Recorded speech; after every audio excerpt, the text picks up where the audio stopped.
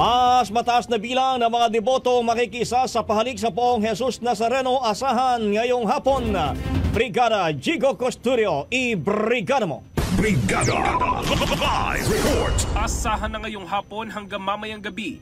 Dadagsa ang mga deboto mula sa iba't ibang lugar na magtutungo sa Quirino Grandstand para sa tradisyonal na pahalik sa Poong Jesus Nazareno. Umaga pa lang, marami na sa ating mga kababayan ang matyagang naghintay at pumila kalakipang kanika nilang mga panata. Bitbit rin nila ang mga rosaryo, panyo at bimpon ay pampupuna sa mapaghimalang imahen. Sa huling tala ng Manila Police District, umabot na sa mahigit 5,000 deboto ang nagtungo sa Quirino Grandstand magmula pa alas 12 kagabi para sa unang araw ng pahalik. Samantala, nananatili naman normal ang sitwasyon sa grandstand ayon sa MPD.